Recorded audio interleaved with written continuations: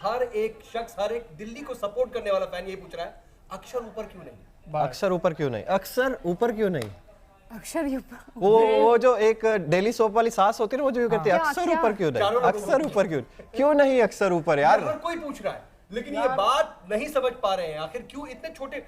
जब मौका है, जब आपके पास पूरा मोमेंटो है, छोटे मोटे फेरबदल अगर हम कर ले, हम देख रहे हैं दूसरी टीम्स भी कर रही हैं, जो टीमें जीत रही हैं, गुजरात जायंट्स को देख ले, लखनऊ को देख ले, वो मौका मिलने पर बहुत अच्छा आपके हाथ में ग्रिप था। दूसरा विकेट कब गिरा? 112वें ओवर में।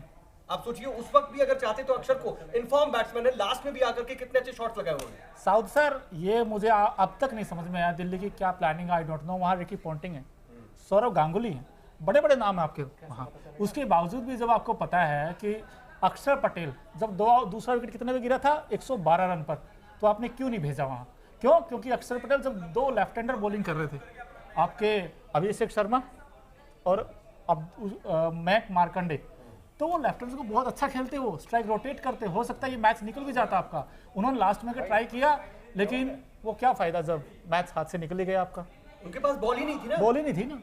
बिल्कुल। देखिए अक्षर पटेल, ये अब बहुत लंबा विषय हो चुका है कि अक्षर पटेल को आप ऊपर क्यों नहीं भेजते हैं। नीचे इतने रन बना रहे हैं तो ऊपर तो आपको मैच जितवा कर जाते ना ये। और मार्श और शॉर्ट जब बल्लेबाजी कर रहे थे तब तो लग रहा था कि यार दिल्ली इसको शायद 17-18 ओवर में खत्म कर देगी। आप जब आउट होते हैं उसके बाद हमने देखा हर टीम, कल लखनऊ ने बदलाव किया, आयुष बदोनी को ऊपर भेज दिया कि चलिए आपके पास मोमेंटम है, आप जाकर मारिए।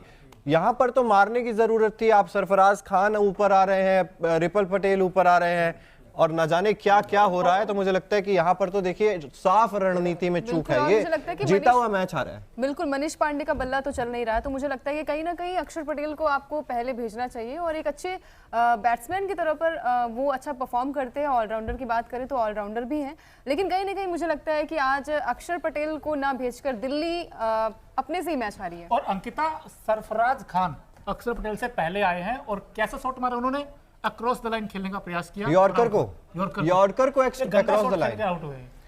इनको क्या हो गया राहुल त्रिपाठी को? इनका बल्ला तो लगातार चल भी नहीं रहा है। देखिए लेकिन चिराग, इन सब के बीच में देखिए हम बात तो कर रहे हैं अभी ये एक वाकई एक ऐसा डिबेटेबल इशू है कि इस पर ही बात होगी। लेकिन नट्टू की यॉर्कर्स गजब का, नटराजन मतलब लाइक फिनोमिनल, इतनी अच्छी, इतनी सधी हुई कैसे। और सरफराज का जो विकेट गया, नहीं नटराजन की अपने बात, देखिए सरफराज का विकेट गया, उसको आप डिफेंड कर सकते थे। आपको कभी भी यॉर्कर आएगी तो आपको सीधे बल्ले से खेलना पड़ेगा, ये आपकी मजबूरी है। आप हेलीकॉप्टर शॉट देखते हैं, वो धोनी लगा देते हैं या कोई और खिलाड़ी लगा देता है, लेकिन आप यॉर्कर को स्वीप या वो आप अक्रॉस द बैट खेलेंगे तो आपकी विकेट जाएगी ही जाएगी। वो गैप आपने खुद ही क्रिएट कर लिया था। बिल्कुल। और वो मुझे लगता है कि लाइन को पढ़ने में पूरी तरह से चूक गए थे सरफराज खान उस गेंद पर। लाइन को पढ़ने में चूके, मुझे लगता है कि वो जानबूझकर गलती कर गए, क्योंकि उनको मालूम है कि नटराजन की लाइन क्या है। ये बाहर बैठा हुआ एक आम ऑडियंस भी जानता है कि ये कहां और किस जगह पे किस ब्लॉक में मारेंगे। बिल्कुल। और मुझे लगता है देखिए गेंदबाज तो ठीक है, ये विकेट थी उतने रन देने वाली, यहाँ पर रन्स पड़ रहे थे और हम जानते थे कि दिल्ली के मैदान पर आज ज्यादा रन बनेंगे। हमने पिच रिपोर्ट जो हम देते हैं मैच से एक दिन पहले, उसमें भी हमने बताया था कि दिल्ली की इस विकेट पे यहाँ पर 200 के आसपास का स्कोर आपको देखने को मिलेगा।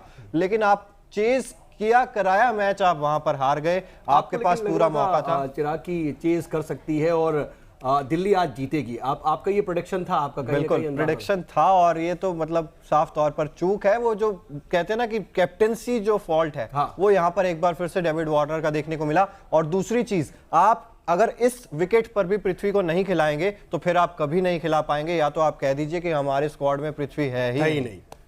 क्यों? अच्छा, बिल्कुल सही बात। ये तो हम बात कर रहे हैं, लेकिन मुझे लगता है कि हमें स्पेशल टाइम देना चाहिए मिशेल मार्श पर। हाँ, क्योंकि आज अगर ये मैच था ना, बैट से आज ये मैच किसी के लिए था तो मिचेल मार्श के लिए था। उन्होंने क्या बैटिंग की आज, और पहले और क्या बॉलिंग की है। बिल्कुल बॉलिंग मिचेल मार्श ने 4 विकेट लिए हैं उन्होंने 4 ओवर में 27 रन देकर सिर्फ। और मुझे लगता है कि बैट्समैन ने अच्छा परफॉर्म नहीं किया दिल्ली के, लेकिन बॉलर्स ने काफी अच्छा परफॉर्म किया। भले ही क्योंकि जिस तरीके से हमने कहा कि पिच रिपोर्ट वहां पर ज्यादा से ज्यादा रन्स बनते हैं, तो उस तरीके से था कि हाँ रन्स तो ज्यादा बनेंगे, लेकिन कहीं ना कहीं आज गेंदबाजी काफी अच्छी हुई दिल्ली की तरफ से। लेकिन मुझे लगता है कि अक्षर पटेल के लिए लगातार हम यही दुआ कर रहे हैं कि वो आगे खेलें दिल्ली के लिए, लेकिन अभी तक उनको मौका नहीं मिला। और कहीं ना कहीं डेविड वार्नर जो कि आज फिर से आउट हुए, 0 पे।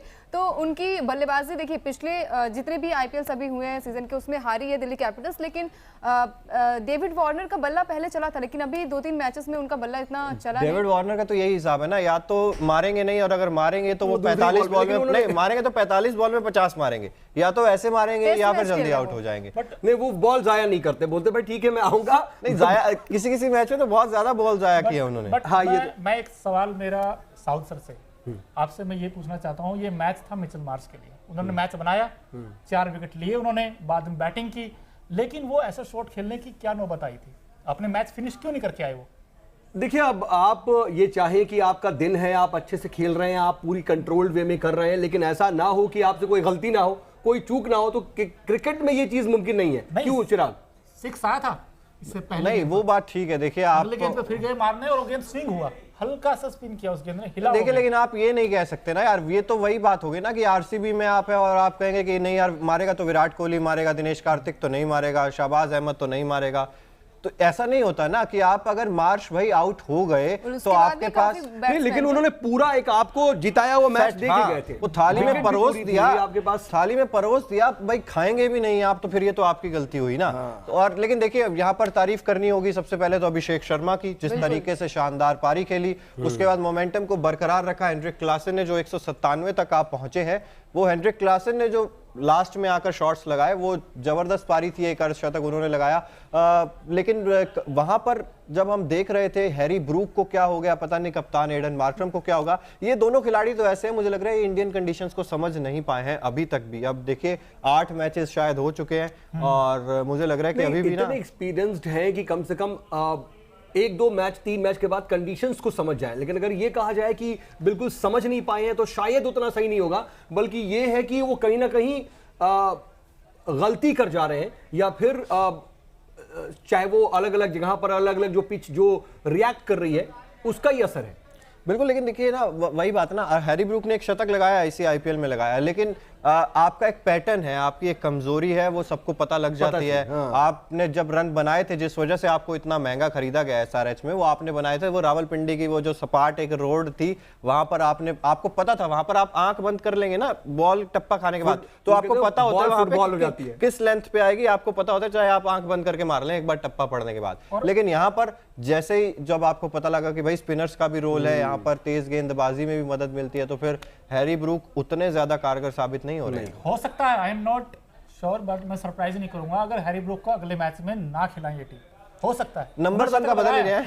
नहीं, हैरी ब्रूक को तो नहीं, मुझे नहीं लगता कि उनको नहीं खिलाएंगे, ड्रॉप नहीं करेंगे मुझे लगता है, क्योंकि आपको वो एक शतक लगा चुके हैं। और देखिए, 1 मैच या 2 मैच खेलने के लिए हम किसी भी खिलाड़ी को रखते नहीं है, और एक अच्छा खासा मौका देंगे, मतलब उनका जो ट्रैक रिकॉर्ड है बिल्कुल। और मुझे लगता है कि बिके भी है सबसे ज्यादा वो महंगे हैदराबाद। लेकिन ये कहते हैं कि मतलब इनको अगर ऐसा स्टेप होता है तो भी ताज्जुब नहीं, क्योंकि ग्लेन फिलिप्स बैठे हुए बाहर, हो सकता है ग्लेन फिलिप्स को मौका दे दे, क्योंकि वो ही ओपन करते हैं, अच्छे रन बनाते हैं, न्यूजीलैंड के लिए भी अच्छा खेलते हैं। देखिए, राहुल त्रिपाठी का बल्ला भी नहीं चला आज, भले ही हैदराबाद जीती है, लेकिन मुझे लगता नहीं है कि राहुल त्रिपाठी का बल्ला उस तरीके से चल रहा है जिस तरीके के लिए वो जाने जाते हैं।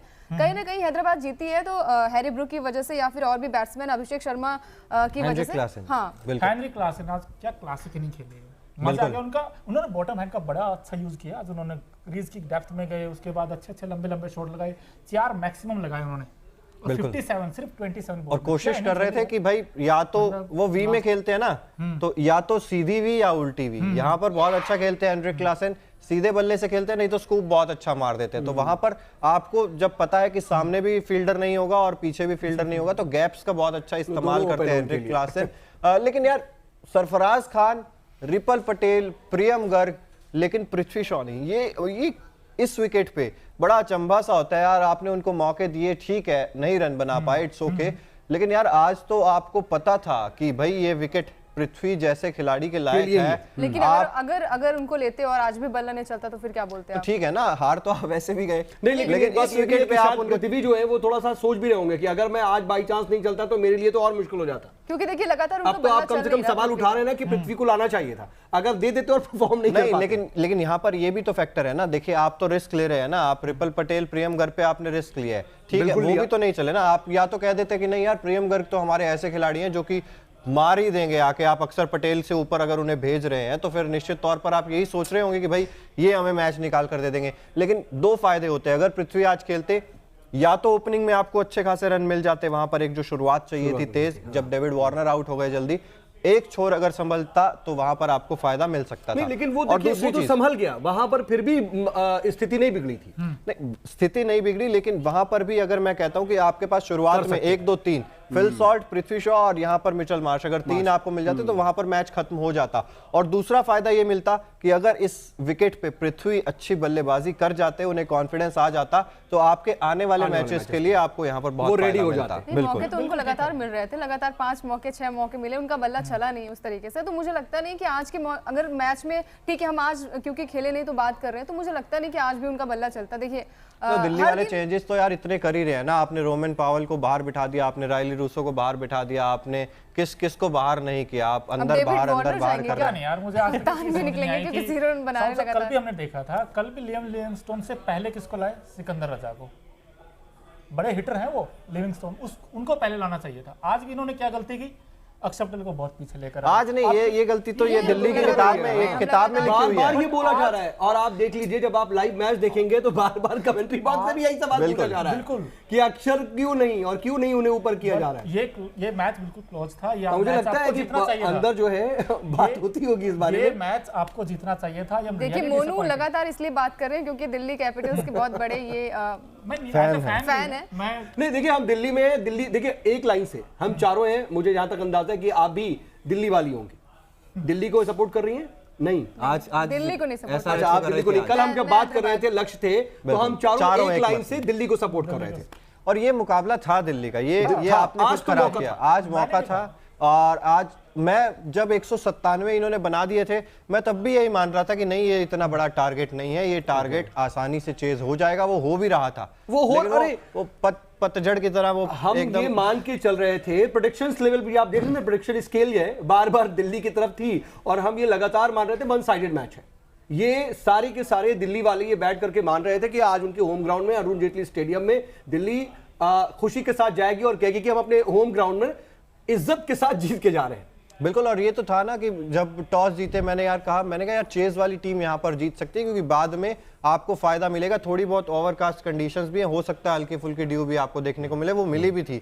हल्की सी ड्यू वहां पर जरूर थी, इसलिए मुझे लगा यार, मैं शॉक था कि एडन मार्करम ने पहले बैटिंग का फैसला कैसे कर लिया। मैंने शायद बात भी की थी किसी से कि भाई यार थोड़ा सा मुझे डाउट हो रहा था, लेकिन ये मुकाबला एडन मार्करम हार जाते, ये उनका फैसला जो था वो उल्टा पड़ जाता अगर ये डेविड वार्नर गलती ना करते तो। बट हमें तारीफ मयंक मार्कंडे की भी करनी होगी। बिल्कुल, मैं उन्हीं पर आ रहा था। 4 ओवर्स में 20 रन दिए और 2 विकेट्स विकेट बहुत निकाले। इंपॉर्टेंट विकेट था ग्लेन फिलिप्स का। कॉटन बॉल और देखिए खास बात एक और देखिए, सबसे अचंभे वाली बात, दिल्ली कैपिटल्स हारी है, फिर भी player of the match is Mitchell Marsh. वो होना ही तो था, एक वो बार होना ही था, वो तो आप समझ सकते हैं कि